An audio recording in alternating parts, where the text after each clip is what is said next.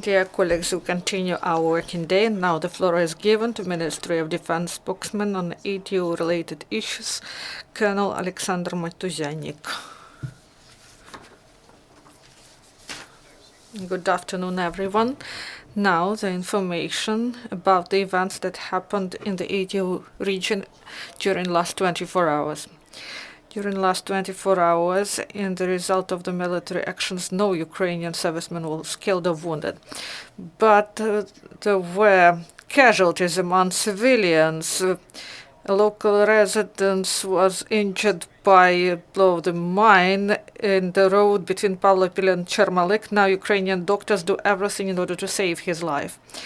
During the last 24 hours, it was calm at the line of contact, and there is some de-escalation, but militants continue their attempts to provoke Ukrainian armed forces and sporadically used weaponry that is banned by Minsk agreements, mainly mortars.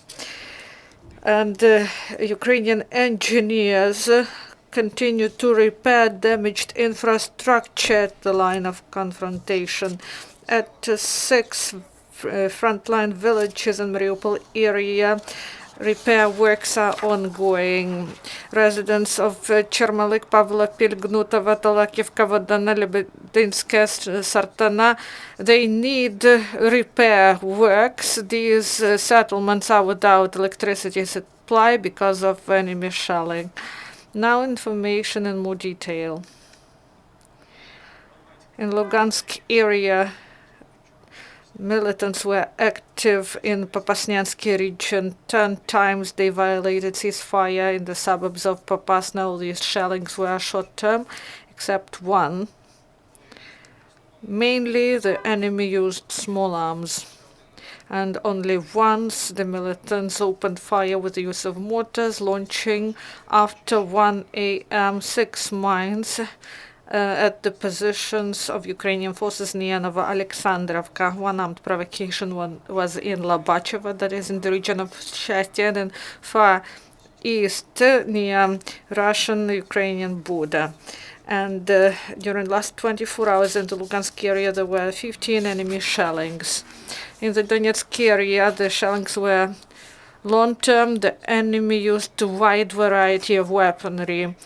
And they used small arms, and also they used the weaponry of APCs in the right flank of Avdiivka and in the region of the Donetsk airport. And in Avdiivka industrial area, the enemy didn't use cannons or mortars, but they delivered high-intensity fire, and they delivered fire for 5 hours. Heavy weapons was used in Svetlodarsk Bulge and in the suburbs of occupied Gorlovka, in Zaitsev and Verkhnyotoretsky. Mortar shellings were short-term, and they mainly used grenade launchers and small arms. On the whole, there were 24 instances of ceasefire violations in the Donetsk area, and in Mariupol area, enemy didn't use heavy weapons, but there were some sporadic use of mortars in Pavlopil and Vodyane.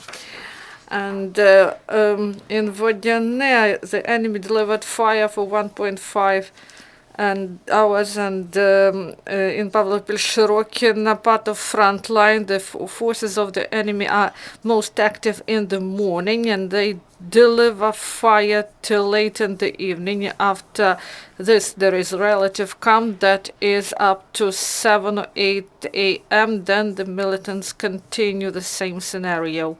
In Mariinsky region, the enemy was active only in afternoon. It delivered half-hour provocation with the use of small arms. And in the suburbs of Dokuchaevsk, the situation remains calm.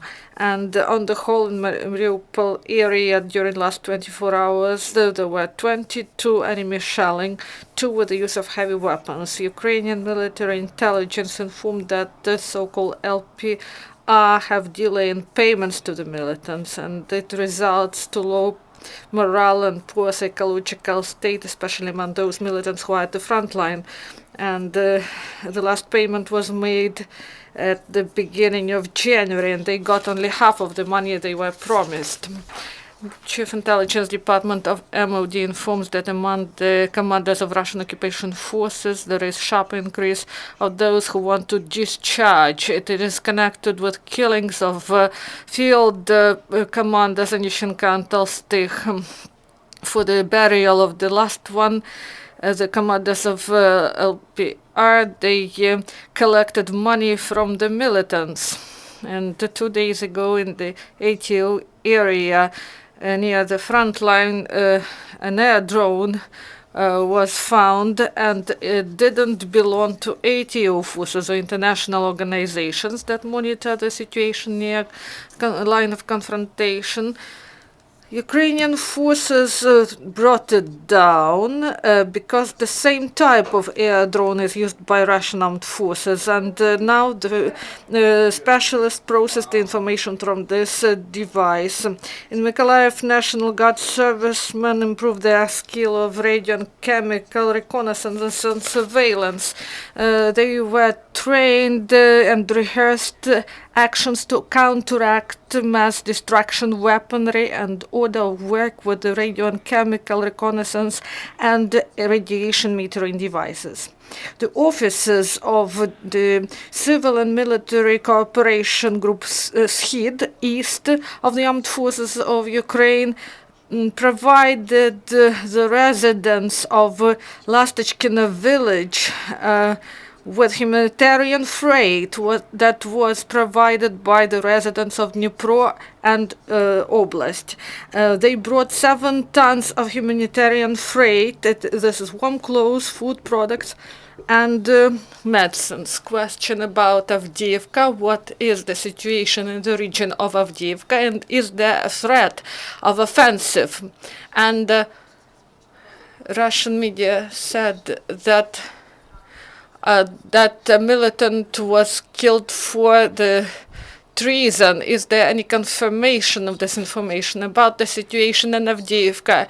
It is tense, but it is controlled by local government and armed forces. Our servicemen hold their position, and they are ready to repel the enemy if there is an offensive. And the threat exists not only in Avdiivka, it can happen along the front line. And our task is to reinforce our defense and surveillance posts, and we should always be ready to repel the enemy. And about the commander who died, Somali, Avdiivka, we reject any blame. This person should have been the witness in case on the crimes that are committed in the territory of EDO. Thank you. Dear colleagues, our next event is in several minutes.